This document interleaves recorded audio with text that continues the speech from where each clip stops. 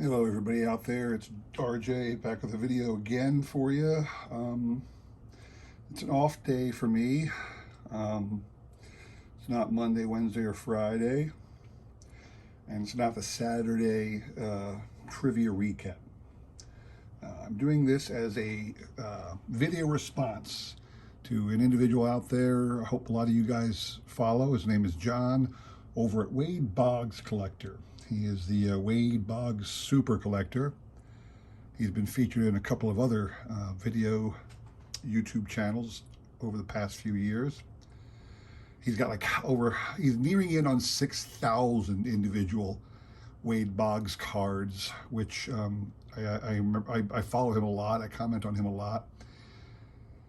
I'm nearing 1,000 Mike Schmidt cards, so I'm far behind John.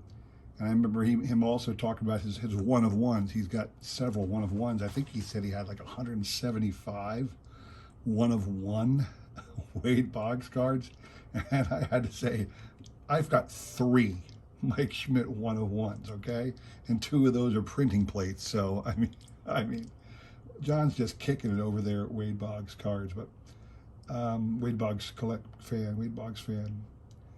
He shows a lot more than just Wade Boggs cards. So I mean, it's clearly a great channel. He's got that, and he's got the room in the background. If you ever watch his channel, he's sitting there in his Wade Boggs room and pretty much showing you the whole room, which is just amazingly decked out in Wade Boggs and other Red Sox memorabilia. So it's quite the spectacle. So if you get a chance, go check him out. Well, he has reached or is reaching 500 subscribers. And he's doing a contest giveaway. It's a video response, preferably, but he'll take other things. Go check it out. I'll include a link in the description below so you can find the video yourself. The contest runs through, I believe he said, October 10th. But you know, I'll check out the video in the link below. You'll find it. And what he wants you to do is to show a couple cards. Somebody not too long ago, I can't remember who it was, said, show me your coffin card, that one card you'd want to take with you. And John's doing something similar, but he's looking for 5 cards that you wouldn't sell or get rid of no matter what. Or not 5, just what are a few cards that you wouldn't part with no matter what? Well, you know, I am a collector of Mike Schmidt cards. And out of all those cards, there's only one card I would pull. But I also am a collector of everything baseball. So I'm actually going to show off a couple things today, only one of which is a baseball card. John, I hope you don't mind. But these are the kind of things I won't sell no matter what. Now, I want to caveat that because, you know, everything's got a price. And it's almost unheard of that there's something you would never sell. And I went through a period in my life, you know, where I sold off a large portion of what I owned that was incredibly impressive memorabilia collection. I had a lot of good stuff. And, you know, I look back now at what I sold off when I sold it off and what it would be worth today, and I kick myself. But when I sold it off, I always said, it doesn't matter what it is, you can always buy it back. And for almost everything we have in the collecting world, no matter what it is, if we sell it, if we get rid of it, if we lose it, technically we can get it back, unless it's a one of one. But you know, one of ones are just cards, or there's rarely that much value other than the fact that they're cool one of ones. But almost everything we have in a collecting sense, you can get back if you ever lose it. But the things I have here are special because of how they were acquired more than anything, and that's, I think, what John's looking for out of his video more than anything else. So this one falls on the end of that spectrum. I have here a DVD. It's the 25th anniversary collector's edition DVD set for when the Phillies won the 1980 World Series. And it's got some, you know, 3 DVD. It's a 3 DVD set. A little booklet in there as well. And it comes in that case. And it just celebrates the Phillies World Series championship, the team, and a lot of the history of the team itself.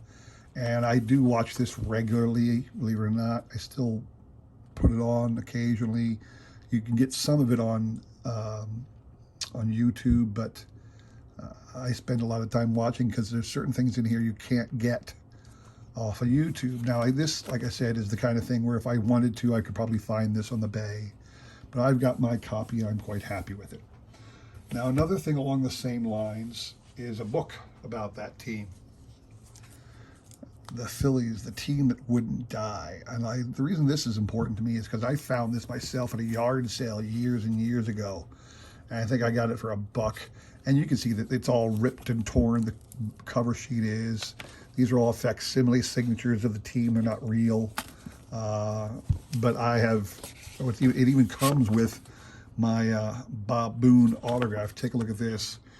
To Ron, best always, Bob Boone. I actually,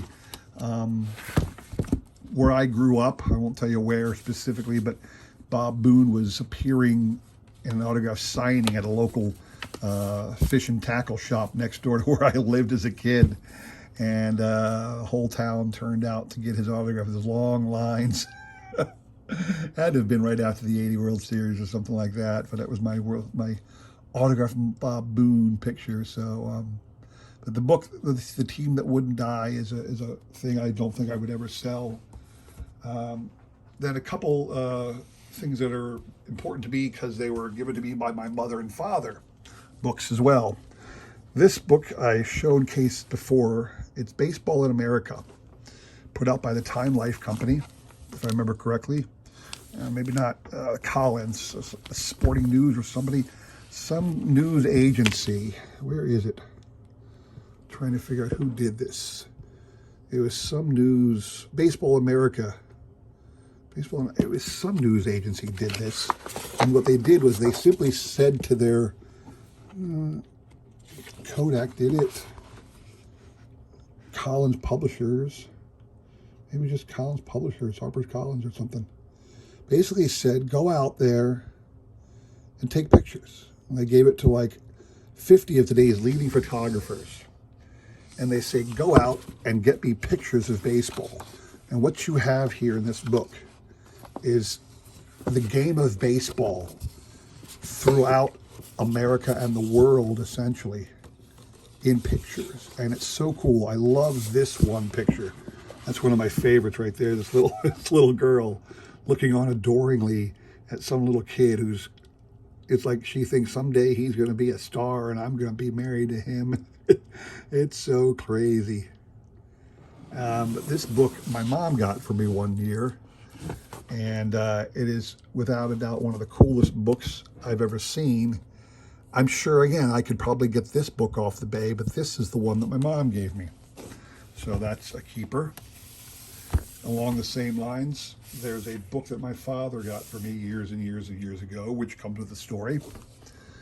The Image of Their Greatness. This one here is put together by Larry Ritter. And, where is it? It's hard to see there because the text is faded so bad. Larry Ritter and Donald Honig, who are two of the legendary scribes about the game of baseball today, in the history of the baseball writers. And they created this book, which is kind of along the lines of The Glory of Their Times. My father got me this book when I was young. And I'll be honest with you, I couldn't have cared less. I just wasn't interested. And then many years later, my father was no longer with me, and I picked up the book. And literally, it is this book, and I read the whole thing. It was this book that got me which created my love of the game of baseball. So it is because of my father getting me this book, and that I have such a passion for the game. This is like the second edition or something like that. I think it wasn't even the first one, and it's like ripped to shreds. You can see here. But this is my book, my copy of that book, and that one will never be sold. In fact, I sold, to tell you how much those two books were important to me, I sold, remember I was telling you I went through some hard times in the past and sold a lot of my collection. I had a huge baseball book collection. I mean, a massive collection of books. And I sold them all. But I kept those two. So that tells you how important those two books are to me. And then lastly, a card that means the most to me, and I showed this off multiple times. This was my coffin card. I will show it again for John. I don't know if John saw my last video. A basic 1978 Topps Mike Schmidt card. Absolutely dinged and dented corners. All the corners are, fuzzed, actually, dented, and there's some image loss. You can see there's some white color loss there. It's kind of pocked like Mike himself was. It is not a nice looking card.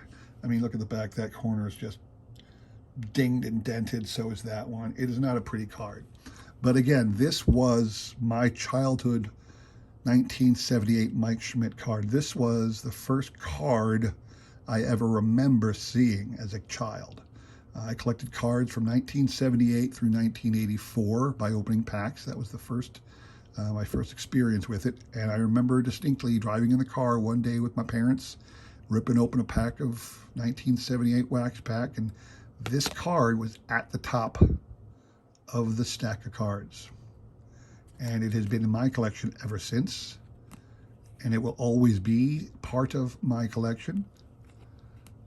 So there you have it, John. I hope you enjoyed that little trip down my things that are important to me in my collection. And again, I'm sorry if you were looking for cards. I hope you'll still accept my entry, because I mean, again, cards are always there, and when you lose a card, you can find another one. But I'm never going to find this card if I were to ever lose it again. Pretty much all the other cards I can get back somewhere down the line if I have to. But this one is special and always will be, and the same for the other things I showed earlier. So please accept my entry, John. I look forward to hearing you announce the winners in the future. Hopefully everybody else enjoyed this little video of mine. Thanks for watching, and take care. Oh, and check out John's contest. Again, the link's below. Check out his contest, check out his channel. Please consider subscribing. He puts out some great videos, okay? All right, thanks a lot. Take care.